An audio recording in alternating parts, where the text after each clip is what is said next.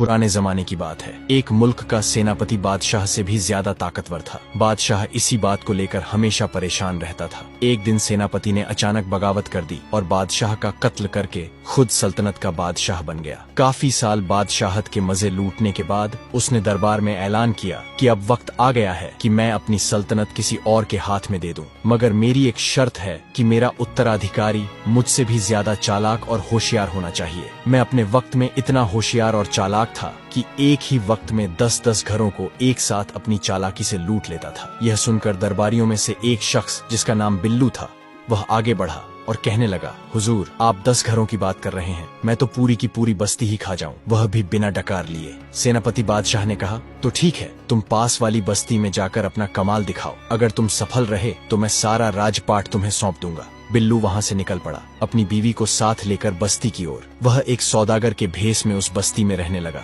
बस्ती में सब लोग उसे बिल्लू सौदागर के नाम से जानने लगे। बिल्लू ने सबसे पहले उस रात को एक गधा चोरी किया और सुबह होते ही उसे बेचने के लिए करीब के बाजार ले गया। बाजार जाने से पहले उसने गधे के मुंह में अशर्फियां ठूंस दी और गधे का मुंह अच्छी तरह कपड़े से बांध दिया। वह बाजार की भीड़ वाली जगह पर खड़े होकर गधे के मुंह से कपड़ा हटाने लगा। जैसे ही कपड़ा हटा, गधे के मुंह से खन खन करती अशर्फियां गिरने लगी। खन खन की आवाज सुनकर लोग उसकी तरफ देखने लगे और हैरान होकर आपस में बातचीत करने लगे कि क्या खूब गधा है, मुंह से अशर्फियां निकल रही हैं और वह भी सोने की। आखिर बेसब्र होकर लोगों ने बिल्लू से पूछा, यह क्या माजरा है? बिल्लू ने कहा, यह एक अजीबो गरीब गधा है। जब भी मैं उदास होता हूँ तो दिन में एक बार इसके मुंह से अशर्फियां निकलती हैं। मेरे घर में तो अब इतनी भी जगह नहीं है कि जहाँ मैं अशर्फियां रख सकूं, इसलिए मैं इससे बहुत तंग आ चुका हूँ, जिस वजह से मैं इसे बेचने के लिए बाजार ले आया हूँ।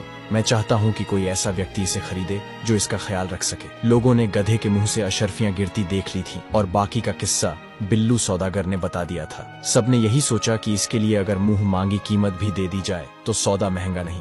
अब लोग इस गधे को खरीदने के लिए बोलियां लगाने लगे। आखिरकार एक बनिए ने गधे को 10,000 सोने की अशर्फियां देकर खरीद लिया। बिल्लू सौदागर ने 10,000 अशर्फियां बनिए से ली और जमीन पर पड़ी अशर्फियां उठाकर घर चला आया। दूसरी तरफ बनिया गधा लेकर अपने घर की तरफ चला गया। सब लोग तमाशा देखने के लिए बनिए के पीछे पीछे उसके घर पहुंच गए। बनिए ने कहा, भाइयों, चलो अब गधे के मुंह से अशर्फियां निकालते हैं। बनिया और बाकी लोग उदास शक्ल बनाकर गधे के सामने बैठ गए।